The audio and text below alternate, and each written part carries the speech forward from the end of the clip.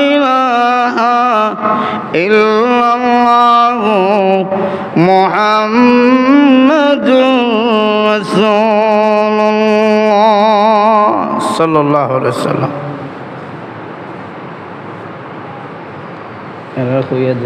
মুখ বন্ধ রাখতে। আলহামদুলিল্লাহ, মহান আল্লাহ পাকের আলিশান দরবারে লক্ষ কোটি শুকর আদায় করছি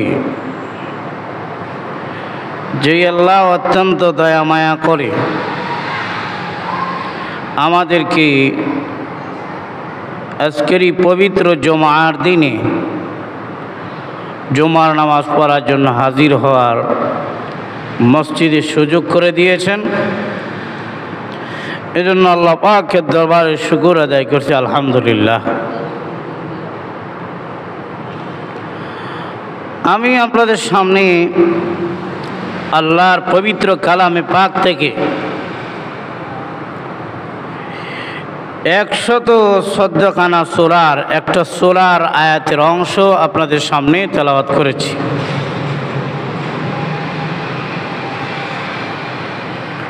এই সূরার প্রথমে মহান আল্লাহ রাব্বুল আলামিন বলেন, ইয়া আইয়ুহাল্লাযীনা আমানু,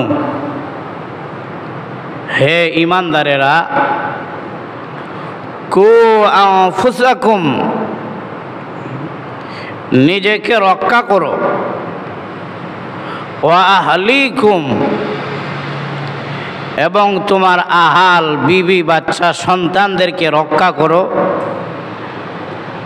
কোথায় থেকে? আল্লাহ বলেন নারা, আগুন থেকে।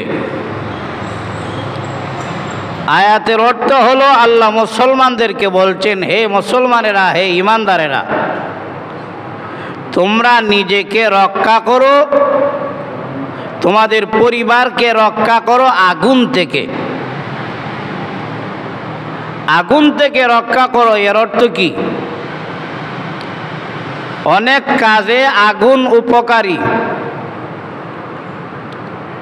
যেমন গ্যাসের আগুন উপকারী। ভাত রান্না করি আমরা, তরকারি রান্না করি, অনেক সময় চুলার মধ্যে আগুন দেই, আগুন উপকারী। তাহলে আল্লাহ আগুন থেকে বাঁচার জন্য কেন বলছেন? আগুন তো আমার আপনার উপকারে লাগে। আগুন থেকে বাঁচার অর্থ কি, মানে কি? এর অর্থ হলো এটা দুনিয়ার আগুনের কথা আল্লাহ বলেন নাই।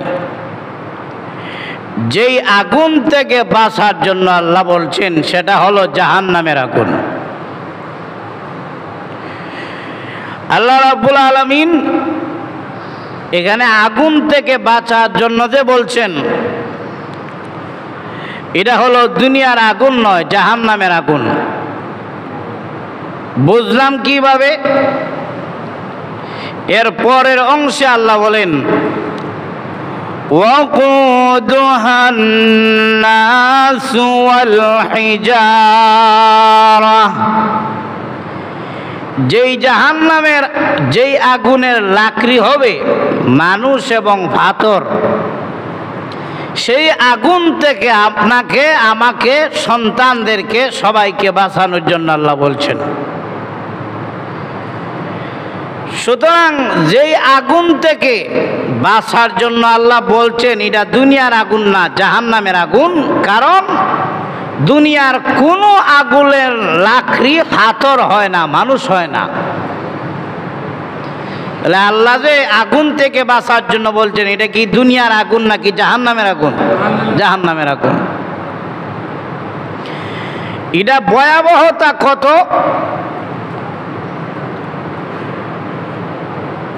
মুফাসসিরিনে কেরামগণ বলেন, মূসা আলাইহিস সালাতু ওয়াস সালাম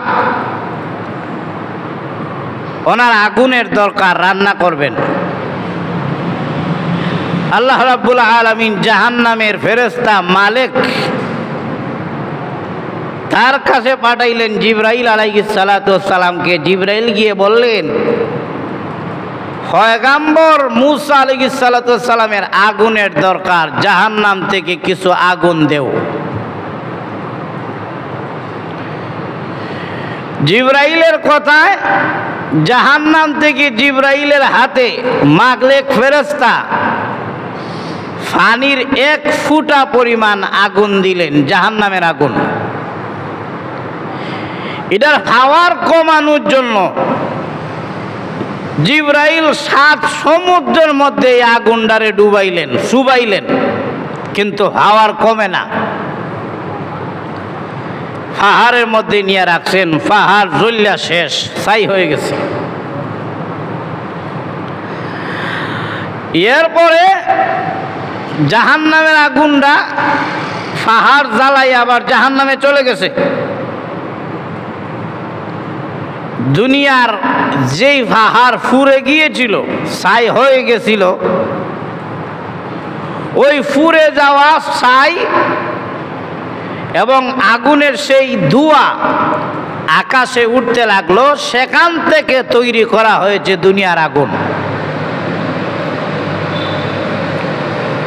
তাহলে জাহান্নামের আগুন, এটার হাওয়ার কত চিন্তা করেন। আমরা যে দুনিয়ার আগুন ব্যবহার করি, এটা হইল জাহান্নামের আগুনের ধোঁয়া, তাও আবার 7 সমুদ্র ছুঁয়াইয়া ডুবাইয়া এই আগুন আনা হয়েছে।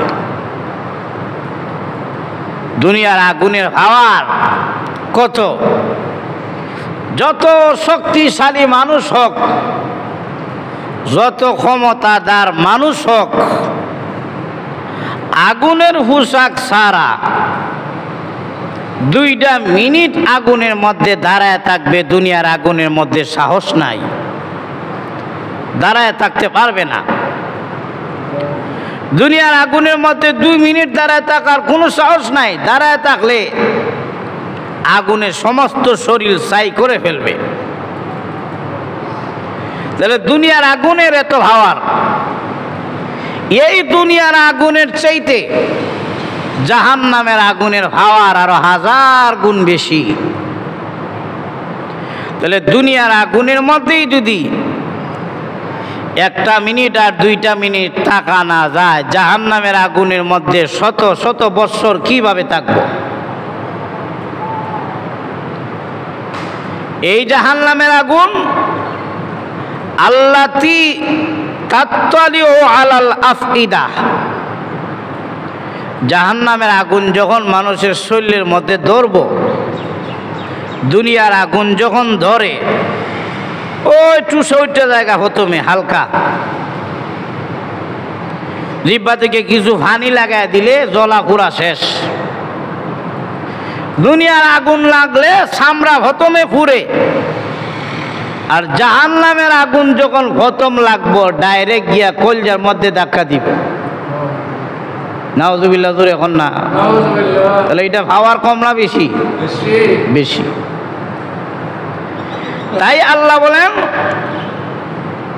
কু আনফুসাকুম ওয়া আহলিকুম নারা, হে বান্দা বান্দিরা, ও মুসলমানের দলেরা, ইমানদারের দলেরা, নিজেরে বাঁচাও, পরিবারে বাঁচাও জাহান্নামের আগুন থেকে।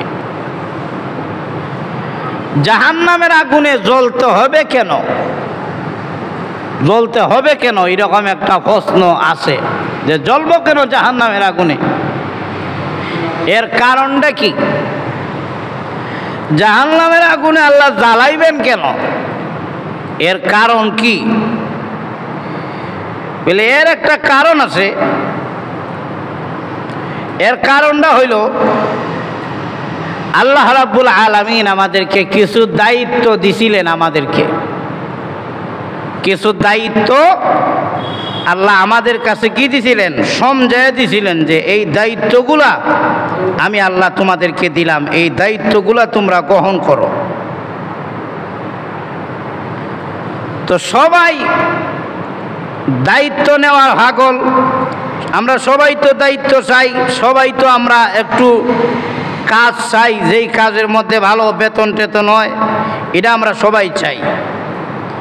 তো আল্লাহ রাব্বুল আলামিন এই দায়িত্বগুলা সর্বপ্রথম আল্লাহ রাব্বুল আলামিন আসমানকে দিতে চাইলেন। আল্লাহ কোরআনে বলেন, ইন্না আরাদনাল আমানাতা আলাস সামাওয়াতি ওয়াল আরদি ওয়াল জিবাল فأبين أن يحملنها وأشفقن منها وحملها الإنسان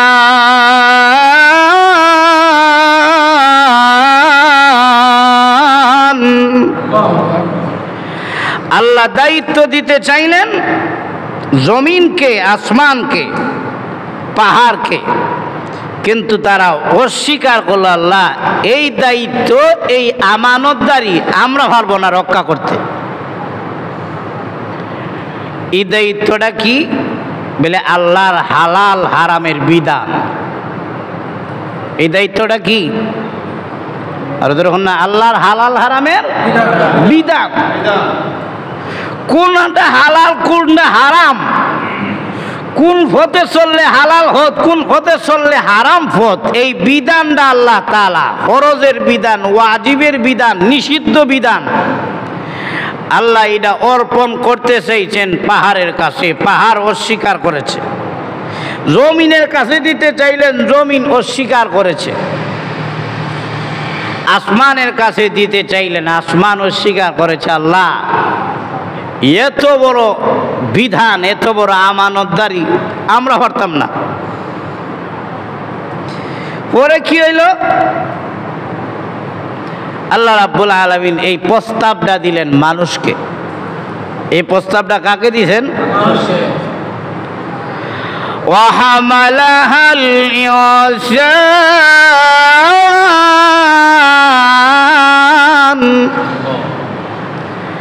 মানুষকে এই প্রস্তাব দেওয়ার পরে এই মানুষেরা, আমি আল্লাহ তোমাদেরকে আমার হালাল হারাম, ফরজ ওয়াজিব, এগুলার বিধান, এগুলার আমানতদারি তোমাদেরকে আমি আল্লাহ দিতে চাই, তোমরা নিবা কি? সাথে সাথে মানুষেরা জবাব দেয় নাই। পাহাড়কে বলছেন, পাহাড় সাথে সাথে না করে দিছে। জমিনকে বলছেন, জমিন না করে দিছে। আসমানকে আল্লাহ বলছেন, সাথে সাথে না করে দিছে। এর অর্থ আল্লাহর অবাধ্য হইছে না, ডরাইয়া না করছে। এর অর্থ হলো আল্লাহকে সম্মান করেছে। আল্লাহর এত বড় বিধান আমরা কেমনে পালন করব? মানুষকে যখন আল্লাহ বলছেন, মানুষ এমনি একটু নীরব। হঠাৎ একটা মানুষ ডাক দিয়ে, আল্লাহ আমাদেরকে যে এই বিধানটা দিবেন, এই বিধান পালন করার যোগ্যতা দিবেন নি আগে করে। সুবহানাল্লাহ, জোরে এখন না। এই আমানতদারি, কোরআন, হাদিস, ইসলাম, এগুলার রক্ষণাবেক্ষণের দায়িত্ব দিয়ে আমাদের কাছে দিবেন, এটা পালন করার মতো যোগ্যতা দিবেননি, ভালো মন্দ বুঝার জ্ঞান দিবেননি। আল্লাহ বলেন, অবশ্যই অবশ্যই দিব। মানুষের উপরে আল্লাহ এমন বিষয় চাপায়া দেন না, মানুষ যা পারে না, বরং যা পারে না এটা আমরা নিজেই আনি নিজের উপরে বিপদটা নিয়ে। আল্লাহ মানুষের উপরে জুলুম করেন না। তখন আল্লাহ বললেন, অবশ্যই দিব, এটা পালন করার যোগ্যতা আমি আল্লাহ তোমাদেরকে দিব। মানুষ তখন বলল, আল্লাহ যেই আমানতদারি নিতে পাহাড় ভয় করেছে, জমিন ভয় করছে, আসমান ভয় করেছে, নদ নদী ভয় করেছে, আল্লাহ এই আমানতদারি আমরা মানুষরা নিলাম। তাহলে বুঝে বলুন তো দেখি, আমরা যে আল্লাহর কাছ থেকে এত বিধিবিধান নিয়ে আসলাম, আমাদের উপরে যে আল্লাহ কিছু বিধিবিধান ফরজ করছেন, ওয়াজিব করছেন, সুন্নতে মুআক্কাদা করছেন, সুন্নত করছেন, এগুলো কি ডাইরেক্ট আল্লাহ তাআলা আমাদেরকে দিয়ে দিয়েছেন, নাকি আমরা বুঝা শুনে লই আইছি? আর যখন না বলে কি বুঝা শুনে লই আইলাম? প্রথম নম্বর হলো এটা বুঝার যোগ্যতা, পালন করার যোগ্যতা দিবেন কে? আর 2 নম্বর আর একটা জিনিস আমরা বুঝছি, বুঝলে কি? আল্লাহ বলছেন এই আমানতদারি যে আমি আল্লাহ দিব, যদি পালন করো তোমাদের জন্য জান্নাত। আর যদি এই আমানতদারি লঙ্ঘন করো, পালন না করো, আমি আল্লাহর বিধান, হালাল হারামের বিধান যদি না মানো, তোমার জন্য জাহান্নাম। মানুষ লাভের দিকে চাইয়া আমানতদারি গ্রহণ করেছে। আল্লাহ দেন ফরজ বিধান, দিয়ে দেন হালাল হারামের বিধান আমাদেরকে, যেহেতু এটা করলে সওয়াবও হয়াম, জান্নাতও হয়াম। আল্লাহ আপনার এই আমানতদারি আমরা গ্রহণ করে নিতে পারি। তাহলে আমরা যে আল্লাহর বিধিবিধান মানব, এটা কি আল্লাহ জোরে দিছেন নাকি আমরা বুঝে শুনে লইয়েছি?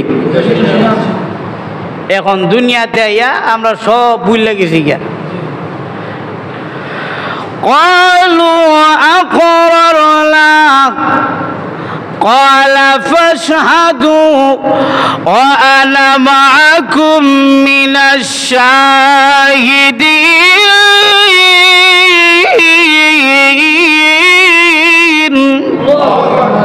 ক্বালু আকরারনা, আল্লাহর সাথে যে আমরা অঙ্গীকার করছিলাম, আর আল্লাহ ছিলেন সাক্ষী, সবাই এটা জানে। এখন দুনিয়াতে আইয়া হালাল হারামের বিধিবিধান যে আল্লাহ ওয়াদা করেছিলেন, আমরাও যে অঙ্গীকার করছিলাম, এটা আমরা ভুলে গেছি। সমস্ত নবীগণ আয়া তাকায় দেখেন, মানুষ হালাল হারাম আর আল্লাহর বিধিবিধান বুঝবো কি? আল্লাহর পূজা বাদ দিয়ে মূর্তি পূজা করে। বলুন তো দেখি, হালাল হারামের কাছাকাছি আছে নাকি আরো অনেক দূরে? ঈমানই নাই। এই জন্য আল্লাহ যে বলছিলেন সাহায্য করবেন, হালাল হারাম বুঝার মতো যোগ্যতা দিবেন, সাহায্য করবেন কে? আল্লাহ। আল্লাহ বলেন তোমরা যখন গুমরা হয়ে গেছো, লক্ষ লক্ষ পয়গাম্বর আমি আল্লাহ আবার পাঠাইছি হালাল হারাম বুঝানোর জন্য, স্মরণ করায় দেওয়ার জন্য।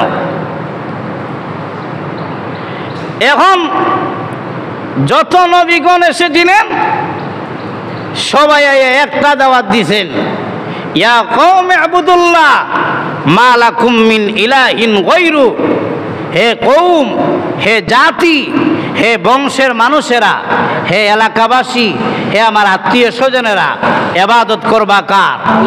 মা লাকুম মিন ইলাহুন গায়রু, তিনি ছাড়া কোনো মাবুদ নাই। এখন এটা হালাল, এটা হারাম, নবীগণ বুঝাইছেন, কিন্তু বুঝাইলো অল্প সংখ্যক মানুষ বুঝে, বেশিরভাগ মানুষ গুমরা, বেশিরভাগ ওই গুমরা। কতজন হালালের পথে আছে, ডান দিকে আছে, কতজন বাম দিকে আছে, এটা দুনিয়ার পরিবেশ দেখলেই বোঝা যায়। কি কোন আপনারা? কতজন ডান দিকে আছে, কতজন বাম দিকে আছে, দুনিয়ার পরিবেশ দেখলেই। দুনিয়ার পরিবেশ দেখা লাগতো না, আপনি নিজের দিকে ছায়া দেখেন তো, আমি কতটুক সঠিক পথে আছি, কতটুক বেঠিক পথে আছি, আমার দিকে চাইলে বোঝা যায়। এতেই বোঝা যায় দুনিয়ার বেশিরভাগ মানুষই হলো বামপন্থী, আর কম সংখ্যক মানুষ হলো গিয়ে হালালপন্থী। এখন দেখি না। এখন আল্লাহ সাহায্য কইরা নবী পাঠাইলেন। শুধু নবী যে দিছেন তা না, সাথে সাথে কিতাবও দিয়ে দিছেন, তাওরাত, জাবুর, ইনজিল, সবচাইতে বড় কিতাব, সবচাইতে বড় কালাম, কালামুল্লাহ, আল্লাহ তাআলা কোরআন। নবী যেমন পাঠাইলেন, কোরআনও তেমন আল্লাহ পাঠাইলেন, কিতাবও তেমন পাঠাইলেন। কেন? ওই যে ওয়াদা করছিলাম আর দুনিয়াতে আমরা ভুলে গেছি গিয়া, এটা স্মরণ করায় দেওয়ার জন্য। এখন কোরআন বলছে কি? ইয়া আইয়ুহাল্লাযীনা আমানু, ও ঈমানদারেরা ভুলে যাইও না। সুবহানাল্লাহ, জোরে এখন না। মানে ওয়াদাতে করছিলা হালাল হারাম মানবা, এটা তোমরা কি কইরো না, ভুলে যাইও না। তো তো মানলে কি হবে? বলে মানলে জান্নাত পাইবা, আর যদি বুঝলে যাও গা কি হইব? আর যদি না কি হইব? ও আনফুসাকুম ওয়া আহলিকুম নারা, ওয়াদা যে আল্লাহর সাথে করছো ওইটা মনে করো, আর নিজের জাহান্নামের আগুন থেকে বাঁচাও, পরিবারেও বাঁচাও, কারণ ওয়াদা করেছিলাম কার সাথে? সুতরাং তুমিও হালাল পথে আসো, তোমার বাচ্চাদেরকেও হালাল পথে আনো, সমাজকেও হালাল পথে আনো, রাষ্ট্রকেও হালাল পথে আনো, কারণ অঙ্গীকার করেছিলাম আল্লাহর সাথে। নাইলে কি হইব? বলে নাইলে জাহান্নামের আগুনে জ্বলতে হবে।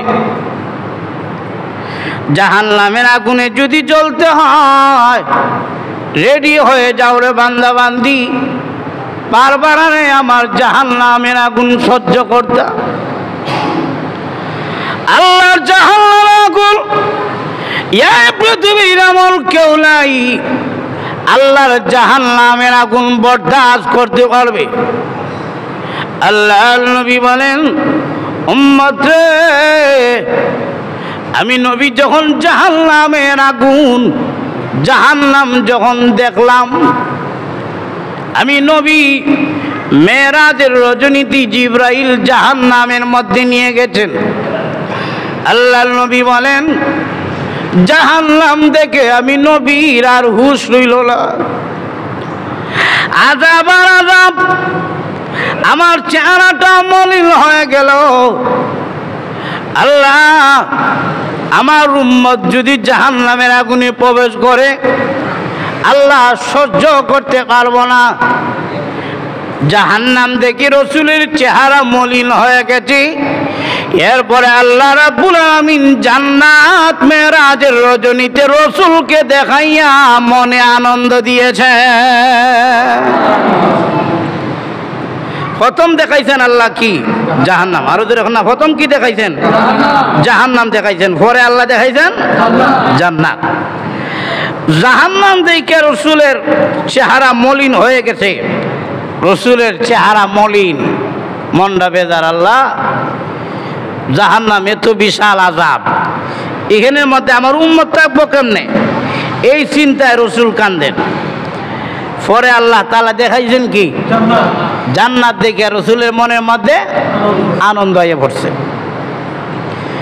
এজন্য লক্ষ্য করে দেখেন, কোরআনের যখন নাকি জাহান্নামের আয়াতগুলো নাজিল হতো, সাহাবায়ে কেরাম জাহান্নামের আয়াত শুনে চোখের পানি ছেড়ে দিয়ে কান্না শুরু করে দিতেন। হযরত উমর জাহান্নামের আগুনের কথা শুনলেন, বেহুশ হয়ে জমিনের মধ্যে পড়ে গেছেন। আল্লাহর নবী কানের মধ্যে জান্নাতের বর্ণনার আয়াতগুলো শুনায়া শুনায়া হযরত উমরকে হুঁশে আনলেন। আব্দুল্লাহ ইবনে রাওয়াহা রাদিয়াল্লাহু তাআলা আনহু নামের একজন সাহাবী আছে, আব্দুল্লাহ ইবনে রাওয়াহা। উনি কামারের দোকানের সামনে গিয়া চিৎকার মারছে, চিৎকার মাইরা বেহুশ হয়ে গেছে। হুশ আসার পরে সবাই জিজ্ঞাসা করলো, হে আব্দুল্লাহ ইবনে রাওয়াহা, বেহুশ হয়ে গেলেন কেন? ভালো জানোনি কেন বেহুশ হয়েছি? ওই যে কামারের হাতের মধ্যে বিশাল বড় বড় হাতুড়ি আছে, লোহার মধ্যে আঘাত করে, লাল লোহা, কিছু সময় আঘাত করলে তার আর অস্তিত্ব থাকে না, লাল থাকে না। এই যে মুগুর হাতের মধ্যে আছে, হাতুড়ি হাতের মধ্যে আছে, এই লোহার হাতুড়ির চাইতে জাহান্নামের মধ্যে আরো বিশাল বড় হাতুড়ি আছে। এই হাতুড়ি দিয়ে যদি আমার শরীরের মধ্যে আঘাত করে আমি কেমনে সহ্য করব? জাহান্নাম, এমন জাহান্নাম আল্লাহ জাহান্নাম তৈরি করেছেন। এমন একটা জাহান্নাম আছে যেই জাহান্নাম আল্লাহর কাছে নিজেই ফানা চায়, আল্লাহ আমার কাছে কোনো মানুষ রে দিও না, তার অস্তিত্ব আমি রাখবো না। আব্দুল্লাহ ইবনে রাওয়াহা ঘুম থেকে উঠে চোখের পানি ছেড়ে দিয়ে কাঁদতেছেন। ওনার ওয়াইফও স্বামীর কান্না দেখে কাঁদতেছেন। এমনি ডাক দিয়ে বলেন, স্ত্রী তুমি কাঁদো কেন? বলে কান্নার কারণ হলো আপনার কান্না দেখে আমার কান্না চলে এসেছে। বলে আপনি কেন কাঁদেন? আব্দুল্লাহ ইবনে রাওয়াহা রাদিয়াল্লাহু তাআলা ডেকে ডেকে বলেন, স্ত্রী গো, জাহান্নামের কথা মনে হয়ে গেছে, এই জন্য কান্দি। ঘুম আসে না, ফুলসিরাতির ব্রিজটা কেমনে পার হয়ে যাব, নিচে আছে জাহান্নাম। আল্লাহ বলছেন, ওয়া ইন্না মিনকুম ইল্লা ওয়ারিদুহা কানা আলা রাব্বিকা হাতমান মাকদিয়া। প্রত্যেকটা মানুষকে ওই ফুলসিরাতির ব্রিজ পার হইয়া যেতে হবে, প্রত্যেককে। আমাকেও যেতে হবে, আপনাদেরকে যাইতে হইতো না?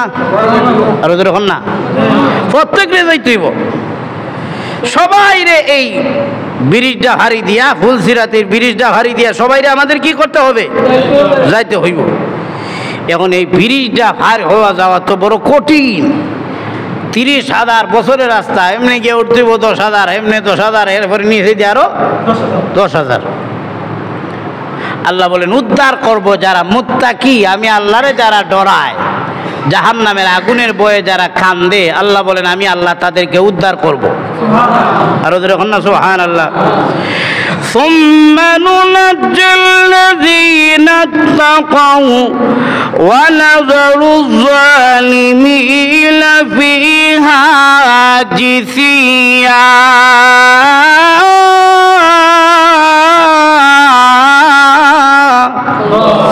আল্লাহ বলেন যারা আমি আল্লাহরে ভয় করে, আল্লাহ রাব্বুল আলামিন বলেন মুত্তাকি যারা হবে, সুম্মা নুনাজ্জিল লাযীনা তাকাউ, যারা নাকি আমি আল্লাহরে ভয় করে, আল্লাহ বলেন আমি আল্লাহ তাদেরকে ওই ফুলসিরাতের ব্রিজ পার কইরা আমি আল্লাহ জান্নাতে তাদেরকে পৌঁছায় দিব।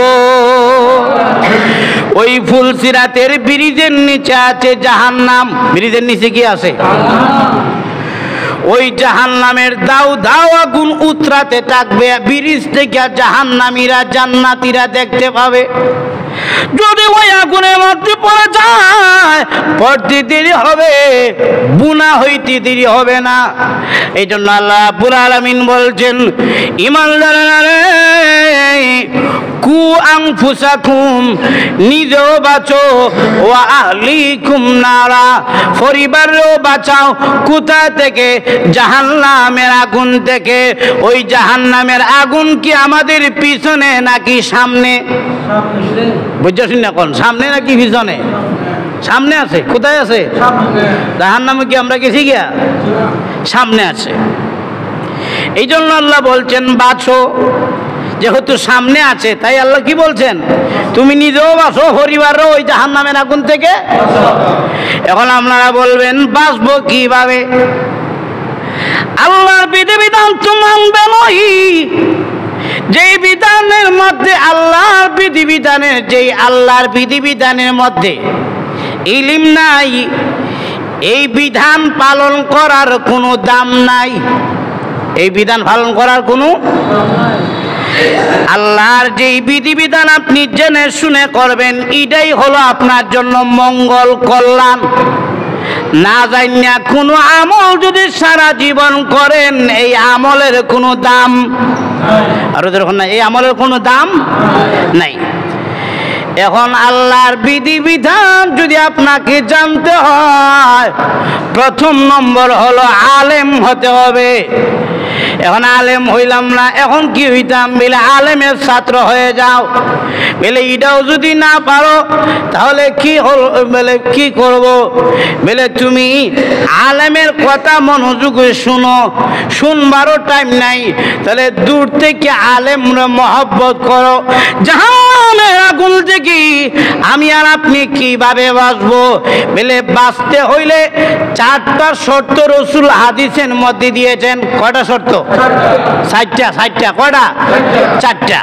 প্রথম নম্বর রসুল বলেন কুন আলিমান আও মুতাআল্লিমান আও মুস্তামিআন আও মুহিব্বান ওয়ালা তাকুন খামিসা ফাতাহলিক।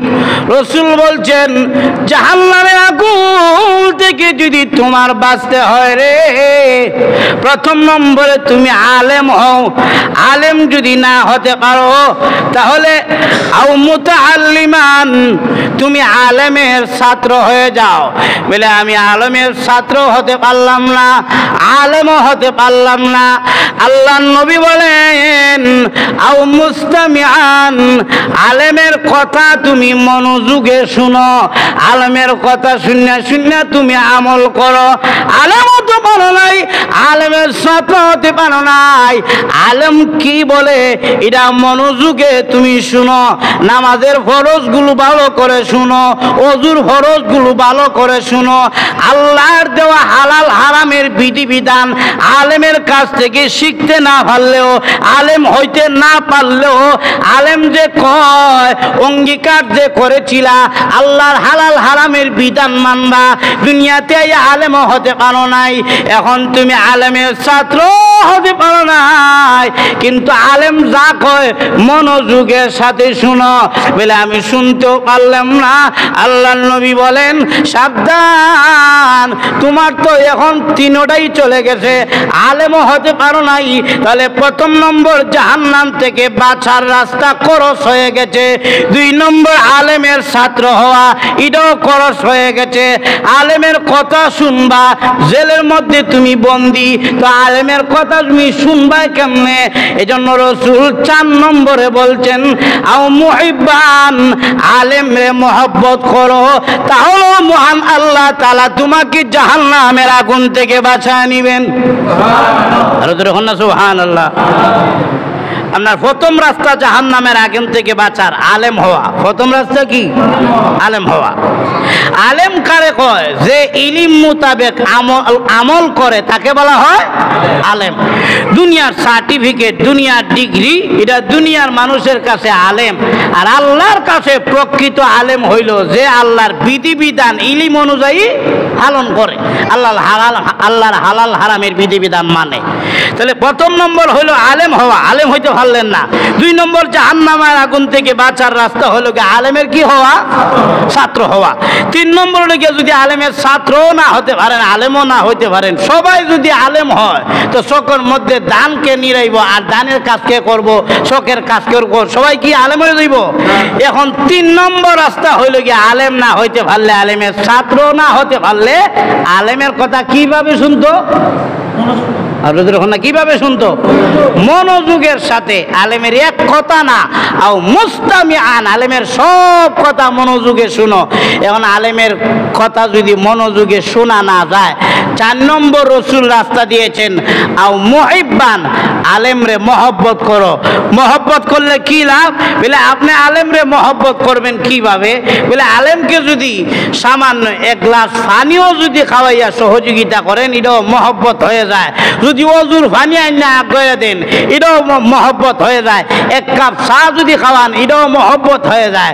কিয়ামতের দিন গুনাহগার যারা আলেমের সাথে সম্পর্ক রাখতে পারে নাই, তারা তখন তাকায় দেখবে আলেম জান্নাতে চলে যায়, তখন ডাক দিয়ে বলবে হে আলেম, হে আল্লাহর ওলি, আপনি যে জান্নাতে চলে যান, মহব্বত কইরা যে 1 গ্লাস চা পানি খাওয়াইছিলাম, 1 কাপ চা খাওয়াইছিলাম, আপনাকে যে মহব্বত কইরা দাওয়াত দিয়েছিলাম, আমার ঘরে যে খানা খাইছিলেন এটা মনে আসেনি? বলে হ্যাঁ। তাহলে আপনি জান্নাতে চলে যাচ্ছেন, আমাদের জন্য একটু সুপারিশ করেন না?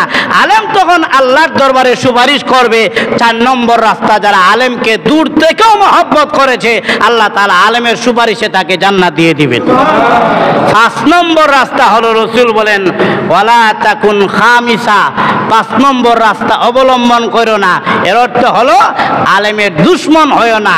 আলেমের দুশ্মন হইলে রসুলই বলে দিচ্ছেন কি হইবা? বলে ফাতাহলিক, তুমি ধ্বংস হয়ে যাইবা। এটা রসুলের কথা, আমার কথা না নবীর কথা? আর কার কথা? আলেমরে মহব্বত করলে, ছাত্র হইলে, আলেম হইলে, আলেমরে মহব্বত করলে, আলেমের ছাত্র হইলে, আলেম হইলে জাহান্নামের আগুন থেকে বাঁচতে পারবেন। আর আলেমরে মহব্বত যদি না করেন, আলেমের সাথে যদি সুসম্পর্ক না করেন, আলেম থেকে যদি দূরে থাকেন, তাহলে আল্লাহর হালাল হারামের বিধিবিধান জানা থেকে আপনি দূরে থাকবেন, এর অর্থ হলো মানা থেকেও আপনি দূরে থাকবেন। এই জন্য রাসূল বলছেন ফাতাহলিক, আলেম থেকে দূরে থাকলে, আলেমের সাথে দুশমনি করলে কি হয়ে যাবে? জাহান্নামী হয়ে যাবে। এজন্য আল্লাহ তাআলা বলছেন, হে ঈমানদারেরা, তোমরা যদি জাহান্নামের আগুন থেকে বাঁচতে চাও, চারটা জিনিস করো রসুলের তরিকা অনুযায়ী, আল্লাহ তাআলা তখন তোমাদেরকে জান্নাত দিয়ে দিবেন। আল্লাহ তাআলা আমাদেরকে তৌফিক দান করুন। সবাই বলি আমিন। ওয়া আখির দাওয়া।